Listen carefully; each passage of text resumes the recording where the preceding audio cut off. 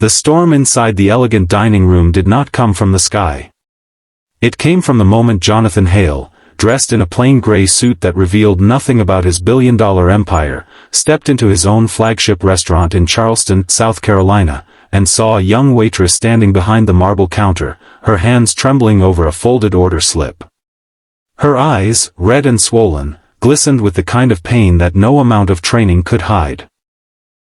In that instant, the polished world Jonathan had built felt like fragile glass, shaking under the weight of a truth he had not yet learned. Something was wrong, deeply wrong, and for the first time in years, he felt fear not for his business, but for the humanity inside it. If you believe kindness and second chances still matter in this world, make sure to like, comment, share, and subscribe. Your support helps stories like this reach more hearts.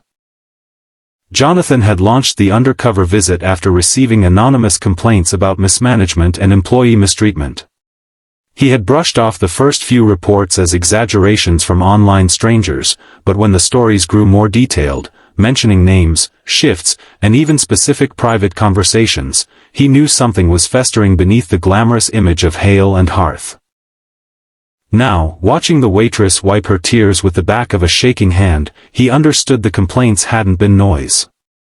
They had been warnings. Her name tag read Sarah, and her posture showed the exhaustion of someone who carried heavy burdens both inside and outside the workplace. Jonathan kept his distance for a moment, observing the scene quietly. The restaurant bustled with lunchtime elegance. Polished glasses, crisp white linens, and the low hum of conversations blending with classical music. But Sarah stood apart from all of it, almost invisible to the guests, as though she belonged to a separate world, a world where grief walked beside her. He approached slowly, pretending to be just another demanding customer, but his eyes softened as he noticed how she kept swallowing hard, fighting the tears that threatened to spill. A folded note lay beneath her hand. Even from a distance, Jonathan could see her fingers curling protectively around it, as though it held something she wasn't ready to let go of.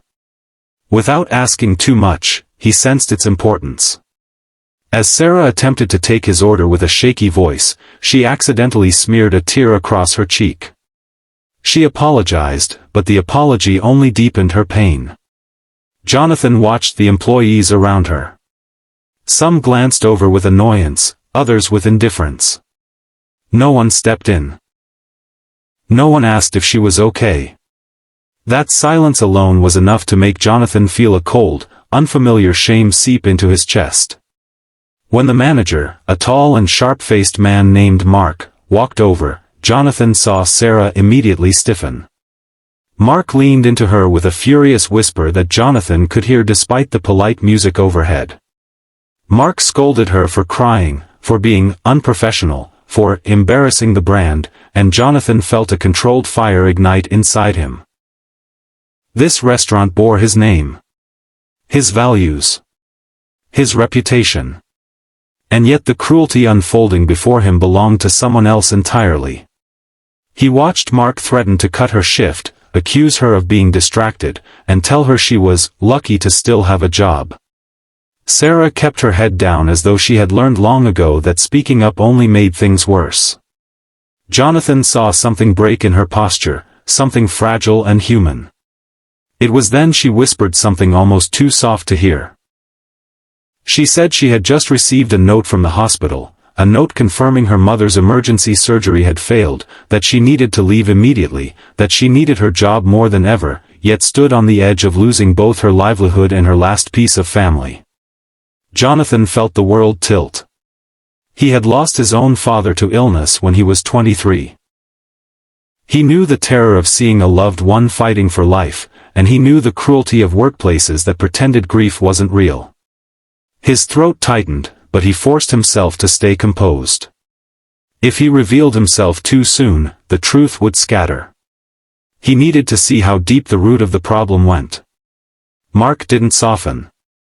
Instead, he told Sarah she had 5 minutes to pull herself together. And if she couldn't, she was to clock out and go home, without pay. Jonathan's heart hammered hot with anger. When Mark stormed off, Jonathan slid closer and spoke in a low, steady voice, hiding his identity but not his compassion. He said he was sorry for what she was going through. He said no one should face something like that alone.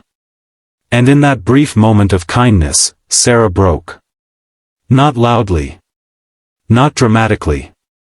Just a small, fragile collapse, like a candle flickering to its end.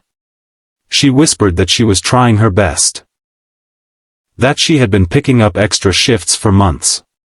That ever since her mother's illness began, she felt herself drowning under bills, expectations, and the pressure of pretending she was fine. Jonathan felt something inside him resolve. He asked her gently to hand him the note she was clutching. She hesitated, then nodded. As he read the hospital's words, he felt the weight of her world land in his chest.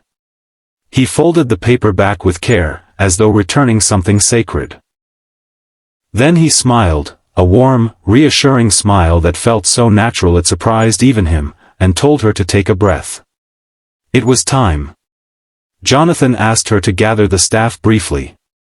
Mark strutted over with irritation until Jonathan pulled from his pocket a polished black card embossed with Hale and Hart's corporate seal, a card only the CEO carried. The room froze. Sarah's eyes widened with disbelief. Mark went pale. Jonathan spoke clearly, his voice calm but unyielding, echoing across the dining room that moments earlier had ignored her pain. He revealed who he was.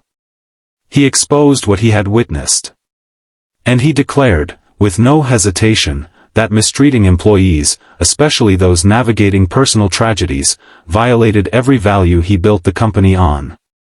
Mark was suspended pending investigation. Staff training would be overhauled. Policies rewritten. And Sarah.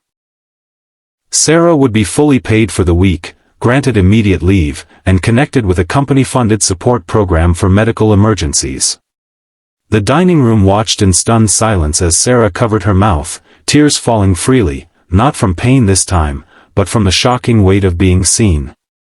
If this story touched your heart, please take a moment to like, comment, share, and subscribe. Your engagement helps us bring more real, powerful stories to the world. Before we end, tell us in the comments, what would you have done if you witnessed this moment? Jonathan walked Sarah outside, where the warm South Carolina sun filtered through gentle trees.